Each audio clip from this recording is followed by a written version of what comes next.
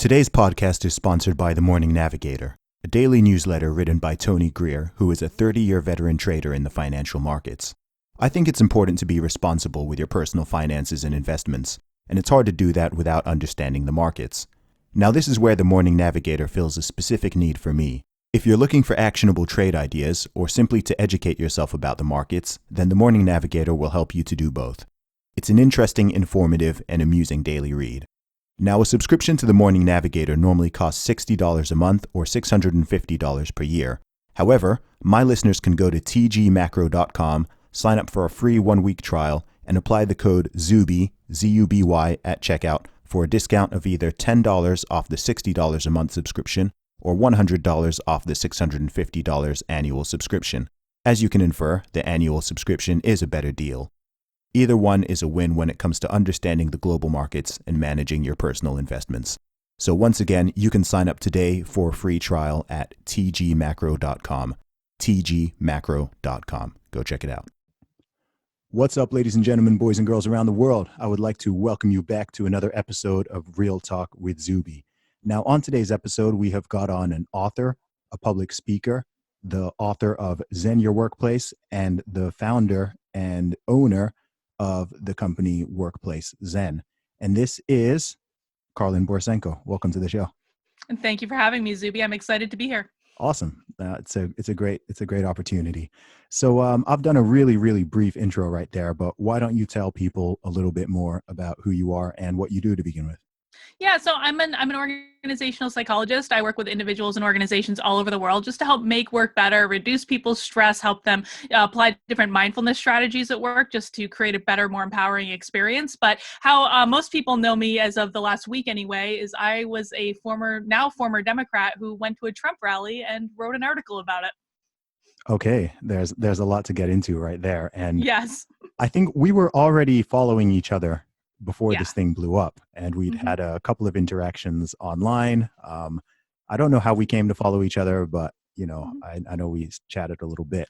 But you've had this story that you posted on Medium. So essentially a blog post. I think it's been viewed over 3 million times now. Yeah, it's insane in the last week. In the last week. You posted this just 1 week ago. 1 week ago today or yesterday. Okay. And this was about you going to a Trump rally. So I will link the article in the show notes, but can you just talk us through what you wrote in the article? Why? Tell us a little bit about your own political background and story, and then what prompted you to go to a Trump rally. So just talk us through it. Okay, so dig in because it's a little bit of a story because we have to go back. So I've been a Democrat for 20 years since I was 18 years old. I've never voted for anyone that was not a Democrat in my life except for Bernie Sanders because Bernie Sanders is not technically a Democrat. He's who I voted for in 2016, and then I kind of plugged my nose and voted for Hillary, even though I really didn't want to because I thought Trump was evil. And so just kind of fast forward a couple years. So I'm a knitter. And people might not, understand this or be surprised by this, but the online knitting community is a hyper political world. And about a year ago, we started having these like roving gangs of social justice warriors just looking for opportunities to call people out for minor infractions. Like one person got called out because she wrote a blog post about being excited about going on a trip to India. And they were like, you're othering them. And another one got called out because she said, I'm not comfortable with the bullying. I'm leaving Instagram. And another guy got called out because he posted a poem asking for kindness. And it's escalated. And I wasn't really paying attention to all of this social justice stuff before that, but I was paying attention to knitting. And when I saw that, I kind of, I thought, this is crazy. I am not comfortable with this. And, these were people who I've always considered myself a liberal, though not necessarily progressive. I've always been pretty centrist. And I saw how these people were behaving. And I was like, I don't want to align myself with these people. They're out of their minds. They're insane. And so I kind of started challenging myself to look outside my echo chamber because I had been existing in very much like a liberal bubble. I was watching a lot of MSNBC. I had unfriended a lot of people that voted for Trump, so I didn't even have to see them. Like, I was thoroughly convinced that like every Trump supporter was like a racist. I mean, I was very angry for a while. Sure. I lost my zen for a minute there. Okay. And so, but I started proactively listening to voices who I thought I would disagree with. And I started with who I thought was Satan at the time, and that was Ben Shapiro. And I discovered— Ben's a good dude. I know, like, he's so funny, right? He's so funny, and he's like so smart. I was like, wow, I don't agree with him on everything because he's much more conservative than me, but on like the libertarian stuff, I'm like, I agree with Ben Shapiro. Like, what is going on in the universe right now? And so that was kind of how I started listening, just different conservative voices, or even just people that I thought I would disagree with. And it all kind of culminated with me going to a Trump rally. So I live in New Hampshire. In New Hampshire, we're very blessed. I got to see all the major Democratic candidates in person at one point or another. And then Trump was coming about 20 minutes away from where I live. And I thought, well, this is the ultimate test, right? Is to go to the Trump rally and just see what's up. And when I told people that I was going to go to the Trump rally, on both sides, liberal and conservative, they were genuinely fearful for my safety. They were like, you're going to get harassed, like, watch out, like, you know, don't tell anyone you're a Democrat. And on the conservative side, they were like, watch out for Antifa because they're going to come and wreck the place. And I was like, guys, I think it's going to be fine. And I went anyway, and just met all these different people who were just very nice, normal, everyday people. They were incredibly welcoming. I even did accidentally let it slip a couple times that I was a Democrat, and the reaction universally was, oh my gosh, welcome, good for you. We're not scary people. And so that was the experience I wrote about in the article, and just asking for people to relax and stop calling them racist and stop calling them white supremacists, because it's not a productive use of energy. Okay. Well, wow, there's a lot of stuff to get into there. So what I'd like to do actually is I'm interested in, so you said you've been a registered Democrat for 20 years, is that right? Yep, up until last week. I'm now officially an independent. Wow. Okay. So that in itself, there's a lot of questions, because so how did you, I'm almost thinking, like, I'm glad you've had this realization. I'm almost wondering, how did it take that long? How did you manage to even isolate yourself so much from all of these other ideas and voices and people? I mean, you said that you unfollowed a bunch of people who voted for Trump. So that means you must have been following them to begin with. Did you just not know their views, or were you not talking about this stuff? I'm kind of wondering how, I don't know, like I feel like if I don't want to avoid liberal people and liberal ideas, but I feel like even if I wanted to, right, I feel like it would be totally impossible. You know what I mean? Like, so I'm kind of wondering how you managed to isolate yourself from that for such a long time. Well, I think prior to the 2016 election, it was purely that I really just didn't think Trump had a chance. And so I wasn't really worried about it. I was like, oh, whatever, they can say whatever they want to say. But also, I mean, I have to plead just like, not necessarily ignorance, but I suppose distraction, because I was, when Trump was elected, I was in the midst of trying to build my own business. I work for myself. And so I was just focusing all my energy on building my business. I was writing a book, I was doing other things. And it was kind of like, I just wasn't paying attention. And I would just like have MSNBC on in the background at night while I was kind of doing other things. And so that's really how I think I avoided hearing a lot of these voices, is it just wasn't a priority for me at the time, but it became a priority when it started to infiltrate my hobby. Okay. And what were your thoughts on, I guess, conservatism and Republicans and the Republican Party? I guess even more importantly, the voter base. So we're talking a lot now in the Trump era, as people call it. But prior to that, I mean, in the earlier 2010s or in the 2000s, what were your thoughts on the Republican Party and the previous Republican presidents and candidates and everything like that? Did you have super strong feelings at that time, or was it really intensified with Trump?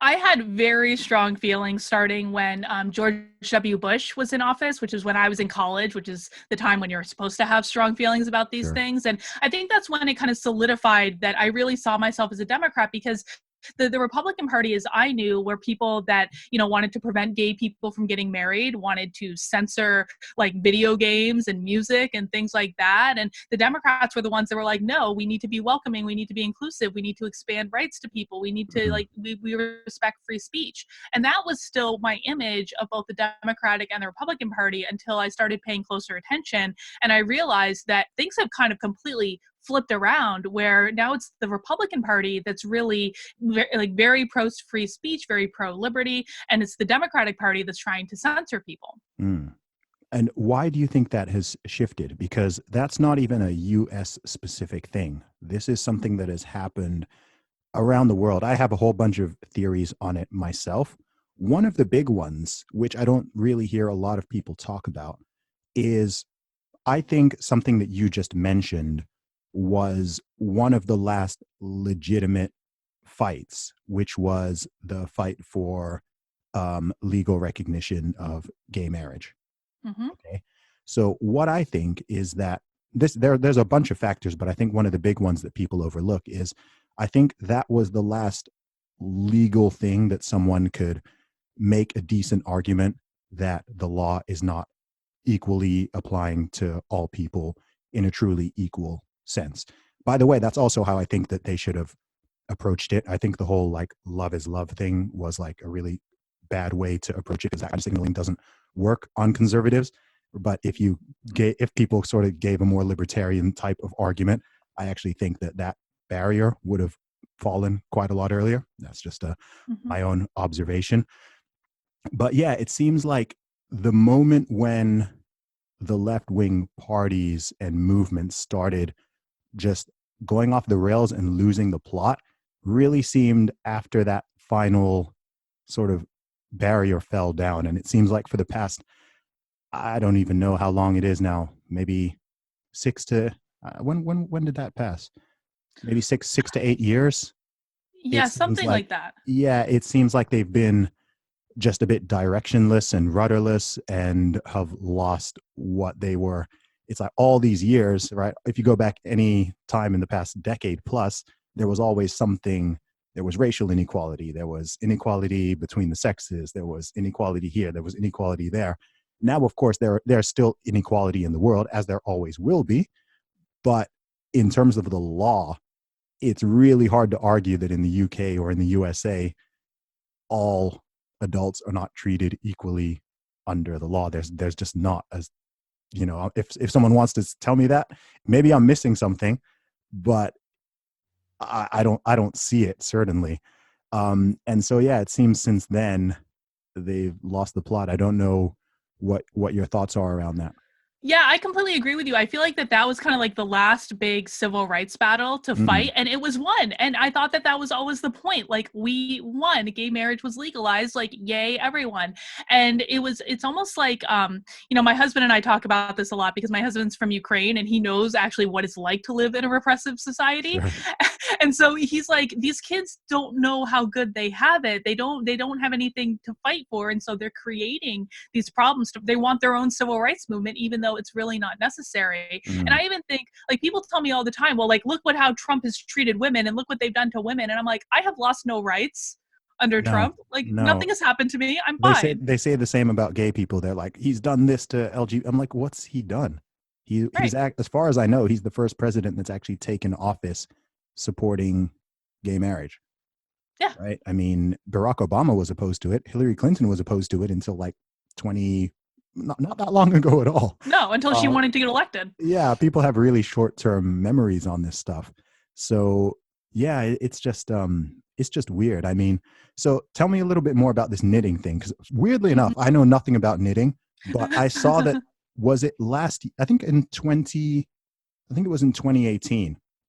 I saw something circulating online that one of the most popular knitting websites or social networks was banning people who expressed positive views about Trump or Republicans, and that they were banning any design that included Make America Great Again or anything pro-Trump. And I remember seeing that and being like, whoa, that is crazy. Like, this is not my community. I have nothing to do with this.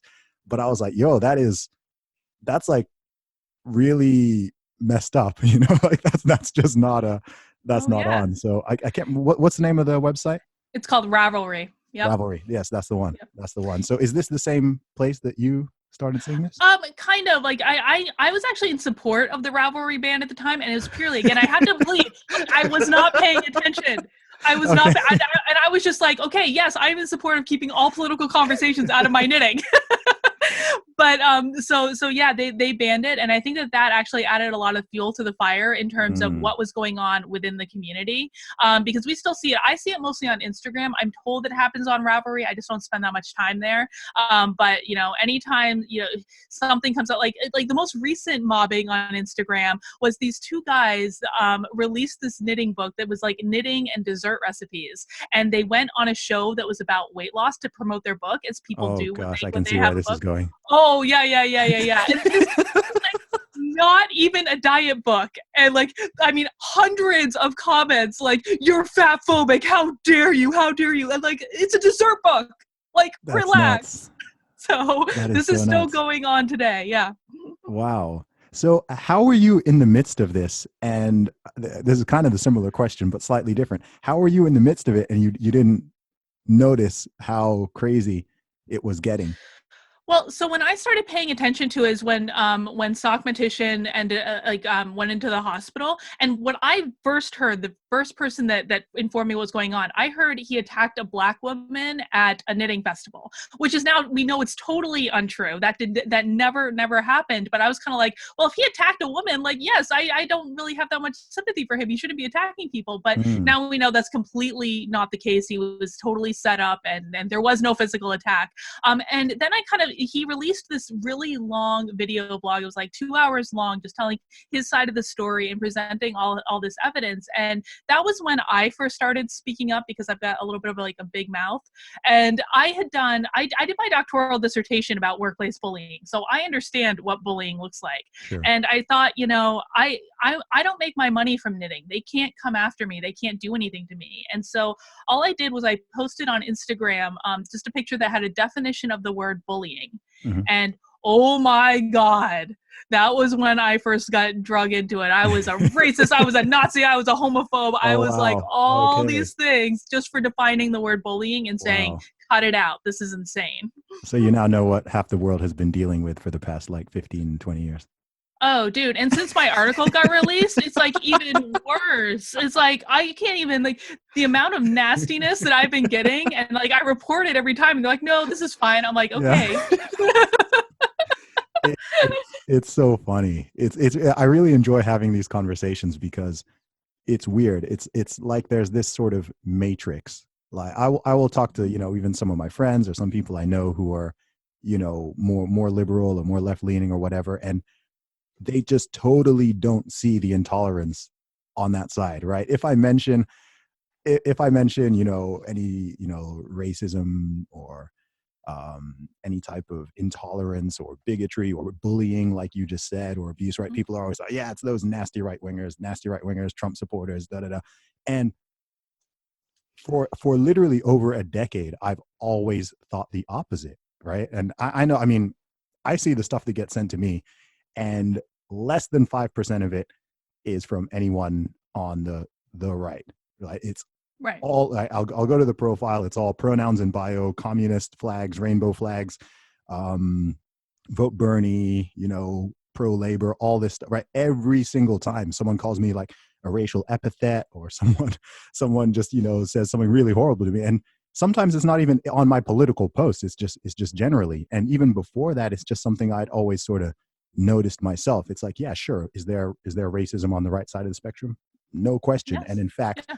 the extremists on that side are less numerous, but probably more dangerous, if that makes sense, right? I think that I agree. I think the far right is a lot smaller than the far left, but the far right, one, people don't tolerate it, right? Like normal conservatives do not tolerate the far, like the legitimate far right. But what seems to happen on the left side of the spectrum is that people are really bad at condemning their extremists on that side, so people will make excuses for Antifa will literally be on the street beating people up, bloodying people, hitting people with bike locks, smacking people with bats, And it's like, oh, well, they're fighting fascism. I'm like, Yeah. what? Right? There's no conservative who's making excuses for what happened at Charlottesville, right? There's no one like, oh, well, they meant well. It's like, no, everyone's like, yeah, those are not our guys. Disavow, disavow, disavow. I also have a theory on that as well. I think it's because conservatives naturally, by definition, like borders. I agree. They're Yeah. like law and order people. They like Yeah. to know what their boundaries are. Yeah. Yeah. So that's just an interesting observation. So tell me a little bit more about what you experienced at this rally that you went to, and how did you feel? How did you feel going into it? Oh, it was so fun. I mean, once I kind of got used to it and started talking to some of the people around me, I just kind of let go and had a really good time. And it was like a rock concert. I mean, it was insane. And again, like I've seen every major Democratic candidate. I've been to all the big Democratic events in New Hampshire, and none of them felt like this. And I went to Barack Obama events in 2008 too, Okay. and they do not have the energy that Trump has at all. So it was just a very exciting thing to be a part of. And I got to see Don Jr. speak, and he was very authentic in his speech, and Trump was just obviously having a really good time because this was his first big thing after he had been acquitted. Oh, of course, But yeah. I mean, yeah, and so it felt like a community. It felt like people who were supporting each other, and just like, and what I wrote about in my article is, they don't like Trump because he is perfect. They know he's not perfect, and they do not agree with him about everything, but they feel like he has their back, and that's the most important thing. Absolutely. I actually tweeted about this about a week ago, where I was saying that one of the biggest strengths and advantages that Trump has, and I think the Republican Party has, is, I mean, I'm saying this as a Brit, right? I'm overseas, but they look way more patriotic, and they seem to like America and be cheerleaders for America way more than the Democratic side of the party, right? When I see the Democrats talk, they're always talking about, it's the same. It's kind of the same thing with labor here, right?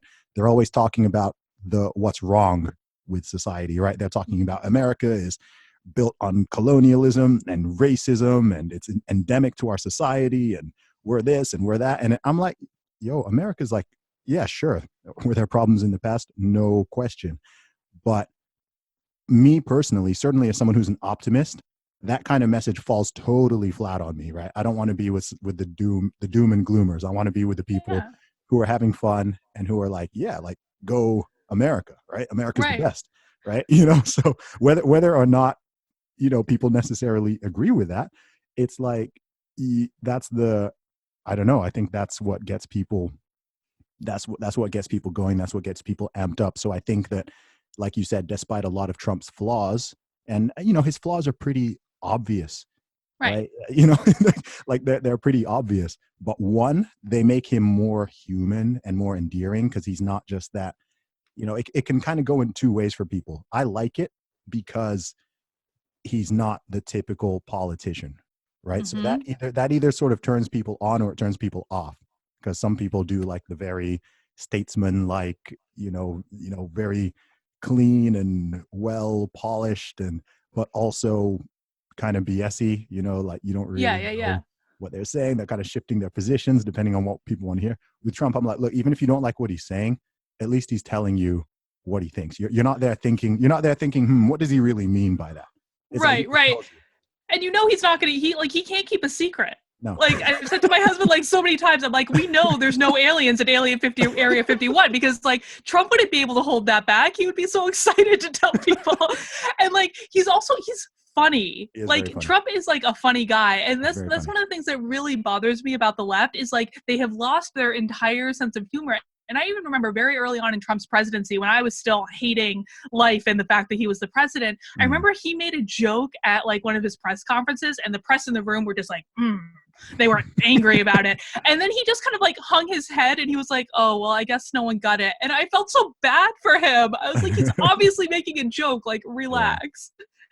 So Okay, no, oh, it's not. I don't want to cut you off. You're about to say something. No, I was gonna say, when one of the people that I started listening to when I was first trying to break my echo chamber was Sargon of Akkad, and I Okay. was really following all of his like Brexit stuff. And he talked a lot about like this British character, character culture, and just being proud of being English and all this stuff. And when I listened to him talk about that, it really made me think the same thing about the U.S. Because when I was younger, I used to love studying U.S. history. I used to love studying like the Revolutionary War and all that. And I remember I was so proud that I came from this culture and that the founders did what they did. And I think I had this realization when I was watching his Brexit content that, I had lost that pride in the past several years. And I want to be proud of where I'm from because it's pretty awesome. It's the freest country in the world. Yeah, it is. And I think that's a problem as well because most Americans don't travel. Right. So I think that a large percentage of the population, not everybody, but a lot of people, I think the same in the UK, but people in the UK do tend to travel more because at least Europe is nearby. Um, a lot of people lack perspective and gratitude, right? Mm-hmm. So when people are there talking about how I laugh. Same in UK. When people start telling me about how terrible the UK is, I almost laugh in their faces because I'm like, what compared to what?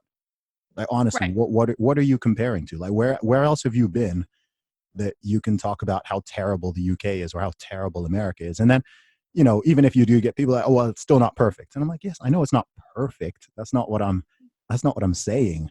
But from a historical level and from a global level, it's, tell me where else you'd rather be. Maybe they might say like Sweden or Norway or something. And it's like, okay, well, maybe there's like a tiny handful of countries that you may like some individual may think are better for them, but generally like it's pretty good. It's Yeah. really, really good. And I don't think people truly appreciate that. Well, and I think I also heard you talk one time about, growing up in, Saudi Arabia and Mm-hmm. like the goal, like what they're trying to create there is just like fundamentally different than what Yes. they're trying to create in the UK or what we're trying to create in the US. And, I think having that perspective and seeing, this is a good place to be. It's not perfect. It's always going to be a work in progress, but, it's okay. We're doing Yeah. pretty well. Yeah, definitely. So what actually happened inside the rally? What was it like? I've never been to one. I mean, it was just like, well, you go to the rally and you have to get there very, very early because the line was like a mile away from the building. I got there an hour and a half before doors opened. It was still really long. And Okay. so you spend a lot of time just sitting around. But it really is, it is like a festival atmosphere. It's like people are just really happy to be there and they're excited to see the president when he comes on stage. Oh my God. It is insane. Like people just they love him Mm. so much, and they were just so excited. You could say, like everyone's getting up out of their chairs. I was sitting next to this older gentleman, and he was just like almost like tears coming down his Wow. eyes. He's so excited, and so it was just really a happy place to be. That's cool. Well, he knows how to work a crowd. I mean, you got to remember Yes, he was in the World Wrestling Federation. I know. So the guy knows how to work a crowd. Like you can't. He's got a really interesting set of skills. Hmm. He's got. I know Scott Adams talks about this a lot, right? This the skill stack, but Yes. very true because he's got elements of like a obviously a businessman, but he's got elements of like a stand-up comic. He's got Yeah. elements of almost a musician with a way that you can some people are like, oh, he's a terrible speaker. And I'm like, if you want someone who uses like really big words and, sounds really smart when they talk, then yeah, that's not going to be your guy.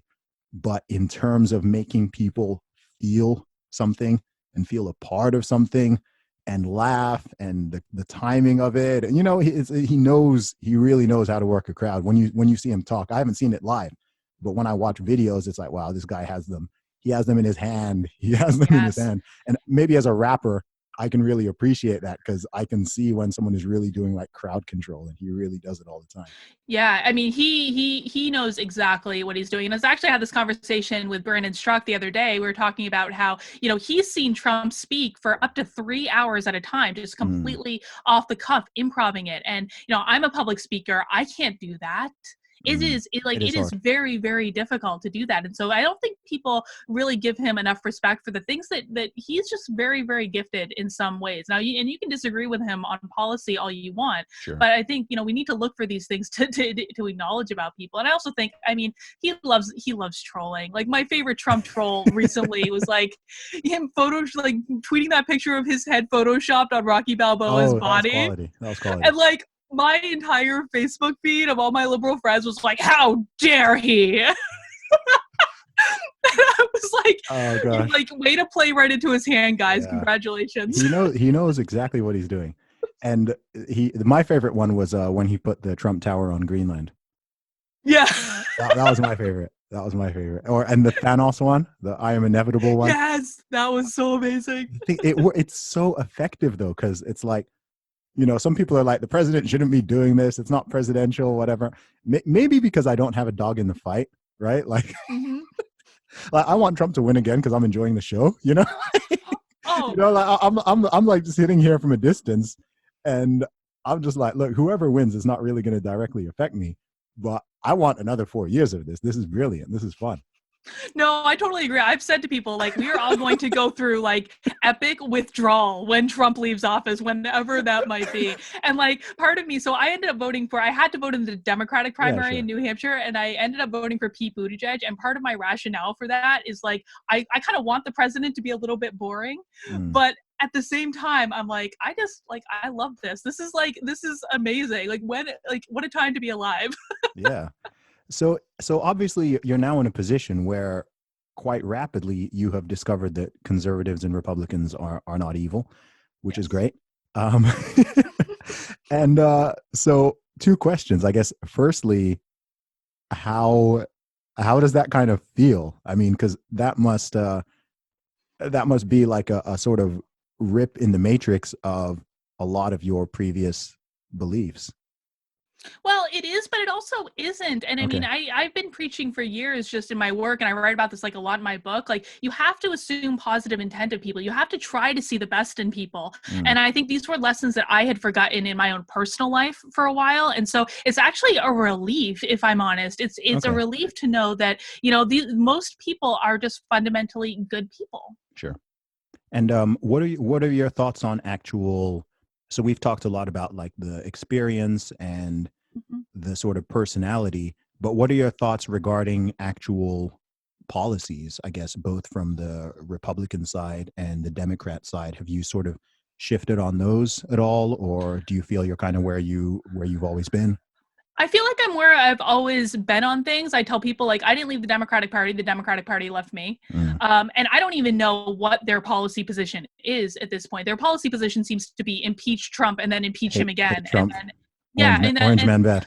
Exactly. And that's it. Yeah. So I don't even know what they believe anymore. But on Trump's side, listen, you can't argue with the economy. And it boggles my mind when people are like, well, that's Barack Obama's economy. Like, Trump's been president for 3 years. Yeah.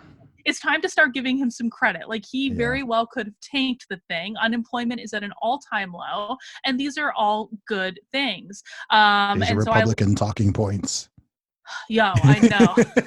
I tweeted during the State of the Union, and then this was before my article kind of hit the fan. I said, I really like that unemployment is low. And I have a lot of people who work in human resources, like, following me, because that's where I work. Oh my God, they did not like that. And I'm like, you are human resource professionals. And then one woman who is like a recruiter for a company, she's like, well, having a job is the same thing as being a slave. And I was like, I really don't think it is. And so we had a little back and forth about that. And I'm like, listen, your job is literally to recruit people to jobs. Like, what are you, if a job is the same thing as being a slave, are you like in the slave trade? She didn't like that. No, she wouldn't. So you published this article as we're recording this. It was just a week ago. A week ago. And how has your life changed? How's that? Because a lot of people have seen that. Yeah. I mean, in some respects, it's changed a lot, and in some respects, it hasn't changed at all. I mean, I'm Okay. still, I still have my business, I still have my job, I still, do what I do. But I think that it has changed in that, so many more people know me Mm. now. I mean, just my platform has really, really rapidly expanded, and Mhm. most of them are conservatives, which is, Yeah. a position I never thought I would be in my life. Mhm. And I think, I'm in a position now where I'm starting to feel the backlash from the left. Like at any given moment in my Twitter inbox or my Instagram inbox, it's just hate, hate, hate, hate, hate, Yeah. hate, hate, and What try what to are, try what to are the most common, what are they saying? What are the most common sort of um comments? the ones I've been getting today. So I so I've stepped in it a lot in the past week. And the Yeah. other thing I stepped in was I tweeted defending. I didn't really defend, but I tweeted commenting on the Caitlin Bennett thing Mhm. when she went on campus, and then like this huge mob erupted. And I just sent a tweet saying, like, I don't really care what you think of her. Like, this is wrong. Yeah. And Twitter ended up featuring that in their Twitter story about it. And so I've been Oh, getting, okay. oh yeah, like massive hate from that. Like, how dare you defend her? I'm like, I'm not defending her. It's not the For saying point. that you shouldn't attack young women on campus. Yeah, for saying Yeah. that. And what boggles my mind about that is they're like, she deserves it. She had It's it coming. crazy. And I'm like, just like saying like a woman has it coming when she wears a Mm. sexy dress, Mm. right? Oh, they really didn't like it when I said that. It's so weird. So many people are just blind to the hypocrisy. That's the thing I always find the weirdest. I mean, I don't know if you, Yeah. this one was I think this was earlier last year. So I don't know if you, did you see that video of the guy who kicked the woman, the pro-life woman? I don't think so. Okay, it went viral sometime, I think early last year. There was a woman who was like holding up a pro-life sign and was, talking to a group of people, and there's a guy there who opposes her view, and he like roundhouse kicks. I think he claims he was trying to kick her phone. He kicks her like he just kicks this woman. And it's not just the fact that this happened, it's the fact that when the clip was going viral, you had all these people on the so-called pro-choice side of thing, right? You had all these liberals, all these, Democrat vote saying, like shouting the guy out and saying like, yeah, this is what we need to do. And this guy's a king and all of this stuff. And I'm like, yo, can you imagine if like conservative, any conservative roundhouse kicked a woman at like the Women's March or something because he Right. disagreed with her view? Or just the other day, I mean, people have barely even heard about this. There was the guy who drove through the GOP tent, Yeah. right? Like the media's been quiet on. I mean, invert that. Can you imagine if a conservative or a Republican or a Trump supporter drove his car through a Democrat voting registration tent? Like, that would be everywhere. Yeah. Yeah, it's Or nuts. even like the Project Veritas stuff too, with the Yeah. people like in Bernie's campaign, like Oh yeah. talking about how gulags are really not that bad, and we should really make sure we're putting all the liberals in gulags. Oh And my like, gosh. I was like, I told this Yeah. to my husband, and he was like, Karlyn, the gulags were pretty bad. I'm like, Victor, I know these people are insane. Yeah, it's so weird. So yeah, I mean, it must be weird for you. What else are you getting called? It must be. Have you Uh, Russian bot? Russia, oh God, Russian bot, Russian Russian bot. asset. And I always make sure to correct people because Hmm. my husband's from Ukraine, and it's Okay, very important to him that people know Ukrainian that. asset. Yeah. Ukrainian asset. People think I've been a secret Republican for all Okay. this time. And Hmm. it's funny because I've literally been sometimes every once in a while, like I showed them receipts from all the political donations I've made since Yeah. during the Democratic campaign. I'm like, yeah, not true. I've been getting a lot of personal attacks lately, like Oh, people okay. commenting on, I'm white, so obviously I don't understand anything, or like my weight or things like that. I got Hmm. this, lots of just like personal like nonsense. Yeah. And it's also, I mean, Grifter. Have you had that one yet? oh God, I get called a Oh, grifter okay. like all Okay. the time. Yeah. Yeah. Like, yeah, yeah. The thing that is really, and none of this really bothers me. Like, I don't really Yeah. care, Yeah. No. whatever. No. Good. But they started coming after my business, and Mm. people who I like never spoken to, never worked with, started posting these horrible negative reviews on my business's Facebook page. So Oh I actually gosh, had to that's not turn off cool. reviews at one point. That's not cool. And I was like, come on, guys. Like, this is ridiculous. All I did was write an article that said Trump supporters are not Nazis. Like, Yeah. get a grip. Trump's not that bad. It's not that bad. That's the weirdest thing. It is so strange. I'm really glad that more and more people are waking up to it because Mhm. I've been talking about this for like a really long time, and it's always been frustrating because I've always kind of felt like I'm seeing something that a lot of other people just are not seeing. Mm-hmm. And some of it is because, I do spend a lot of time online. I've been on Twitter since 2009. So I've got like a pretty good sort of pulse on sort of what's going on and where things are going. I mean, here in the UK in 2015, I was talking about how Trump had a good chance of winning. Mm-hmm. And people were looking at me like I was insane. Like people were laughing in my face because this is before he'd won the nomination. And I was like, I think you guys are really underestimating this guy because, at the time I was following a lot of, a lot of fairly prominent Trump supporters. I mean, like, guys like, do you know Mike Cernovich? Mm-hmm. Yep. Yeah. So like, I mean, I've been chatting with Mike online since way before he even got into politics. So, him and, a bunch of other people. And so this narrative that was being painted of, oh, okay, like his only supporters are these sort of racist redneck hillbillies living out in the boonies or whatever. I was like, that is definitely not true. Right. And I Right. was kind of Right. thinking in 2016, I was like, yo, if these are the options, there's a good chance if I were American, I would vote for this guy. And I'm certainly not all these things that you're claiming his supporters are. And I was also sort of looking beneath the surface of all the headlines. And what's crazy with Trump is if you ask people specifically what he's done or said that they base their conclusions on, 90% of the time they'll say something that's factually incorrect. Right. Yeah. Yeah. Yeah. That's the craziest thing, right? They'll say he called all Muslims, he called all Mexicans rapists. I'm like, no, he didn't. He Right. didn't do that. They'll say he mocked a reporter's disability. No, No, he he didn't. didn't. No. Right? They'll He say mocked the reporter, but not because he was yes, disabled. yes. They'll Mhm. say he's running concentration camps along the border. No, he's not. No, he's not. And you notice how quickly that narrative like disappeared. It was like if he was really doing that, people would still be up in arms about it. So Right. there have been so many. He called white nationalists very fine people. Yeah. No, he No, didn't. he didn't. Watch the whole clip. He literally says, I am not talking about the white nationalists and the white supremacists because they should be condemned totally. It's like you just watched the little clip. And that's the maddest thing. So half the time I'm talking to people about this, I'm like, I'm literally just trying to get the facts right. Or they say, what's the other one? He banned all Muslims from the US. No, No, he he didn't. didn't. You know? Or like ban transgender people from the military. No, he didn't. He Yeah. commissioned a study.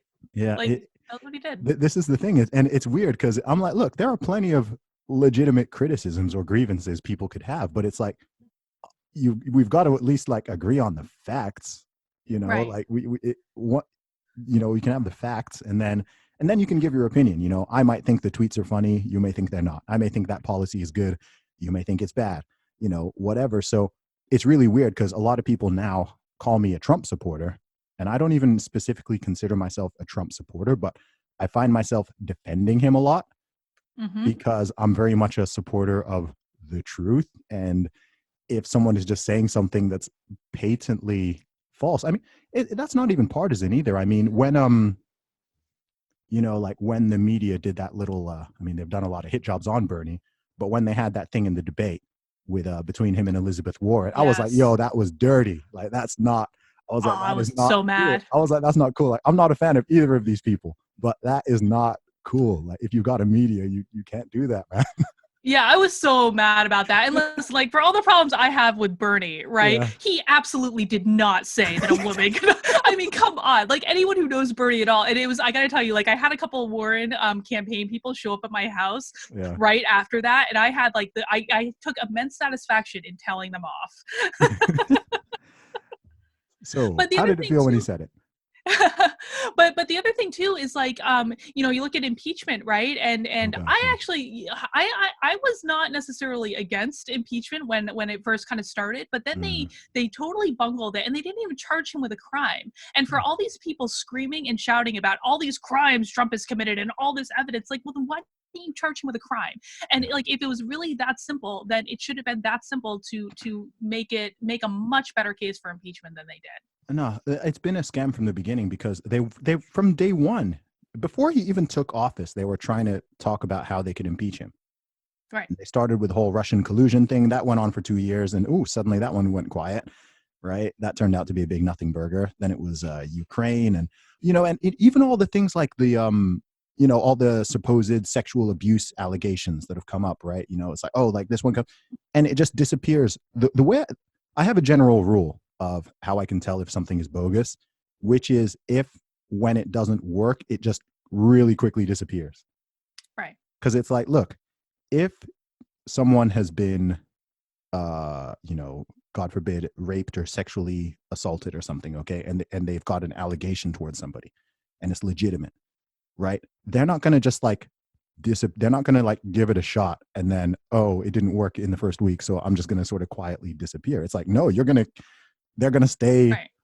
on the case, right? If someone has committed a crime, you're not going to just be like, oh, okay, it didn't work and shrug it off. That's why with lots of these things, I'm like, well, that's bogus, because if it were real, you would be on the case. You wouldn't just give up. You'd stay on the case. Like, no, this person committed this crime. This person did this thing. Right. But it just seems like they've had about, maybe in the past 3 years, they've had like sort of 10, like a dozen different things that they've sort of tried throwing, and none of them have stuck. So I'm expecting that sometime in the next sort of 2 to 3 weeks, there's going to be something else is going to come up. And then later down the line, they'll probably save like a big one for, closer to the election. And maybe they'll have some tape of something he said 25 years ago that's not very nice or something. Right. But right. But It's just, it's absurd. They've cried wolf too many times at this point. And I think so many people are just tired of it. And people that are supporting Trump, they're not leaving him.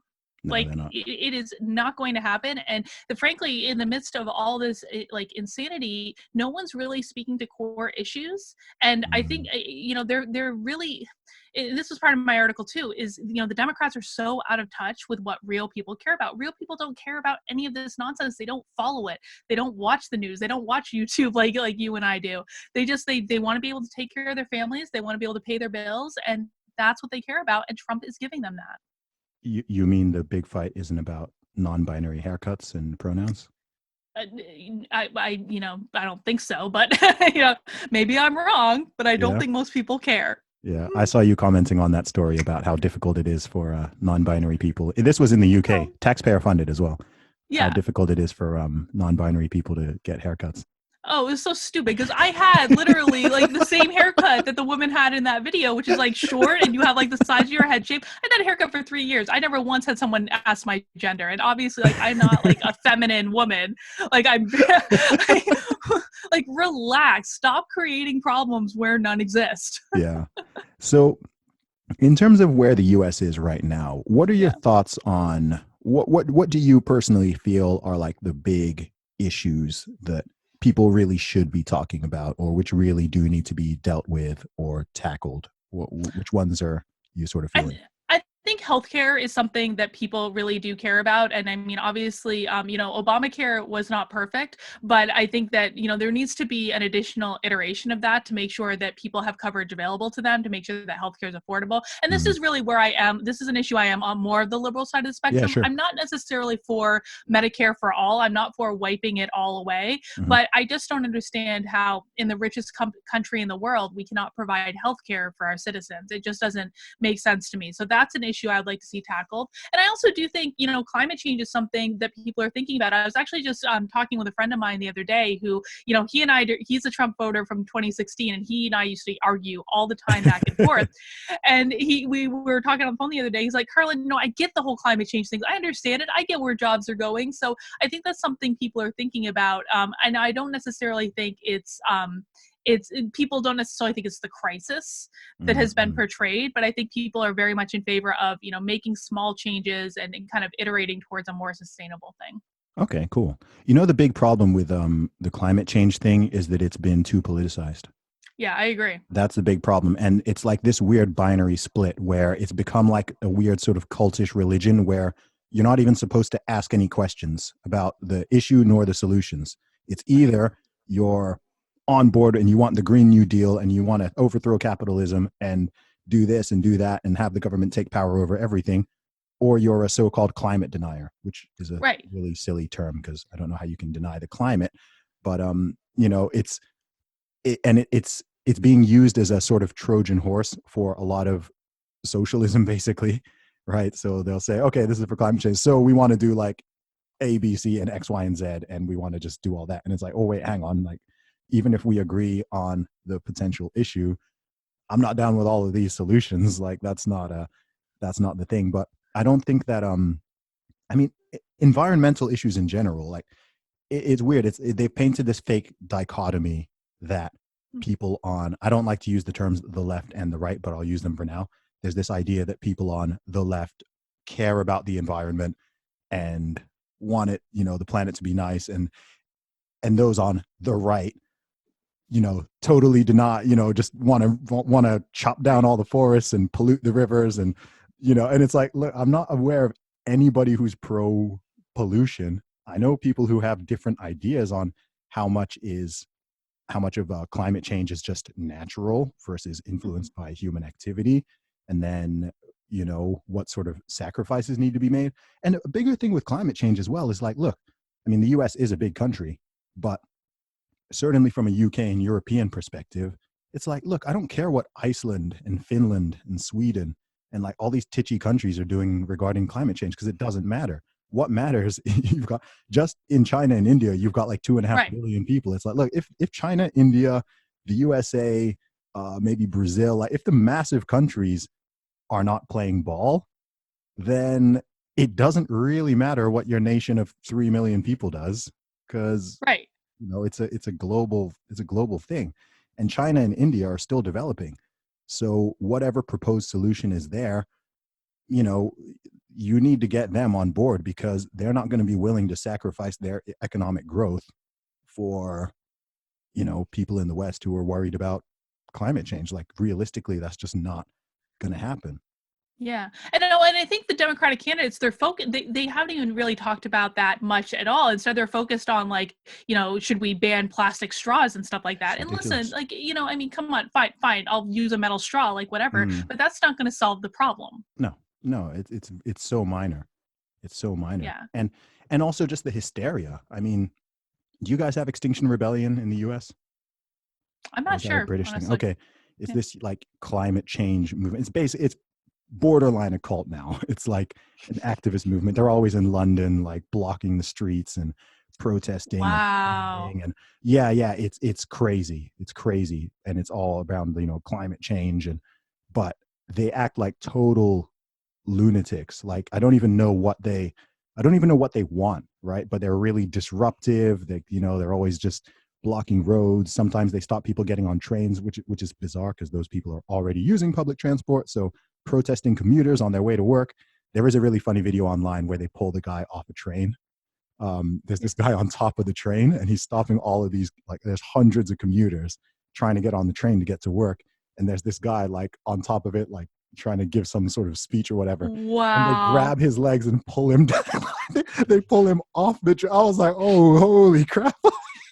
These people are insane. It's pretty intense. Yeah, they're pretty intense. And they probably don't even know what they want either. Like they don't think that far ahead. Like, what is the end goal? Like, how does this all play out? What is the natural conclusion of all of this? And they don't think that far ahead. And it's just like, I so wish that these people would focus their energy on it and attention in a way that's going to be productive and useful and actually help people and make some sort of change. It's like in the knitting community, because it always comes back to knitting. Yep. There's a thing the other day where one of the yarn dyers that they ended up mobbing, she came out with this SJW line of yarn where everything was like a different SJW bingo card name, like triggered or emotional labor.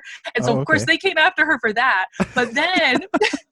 like, it was insanity. Funny. But then they had a meeting and they decided that in retaliation, they were going to do their own set of charity yarns with names like trans rights or human rights and things like that. And I was like, fine, brilliant. Go focus on your charity yarn collection, because at least then you're doing something productive and you're not bullying people in the process. Yeah.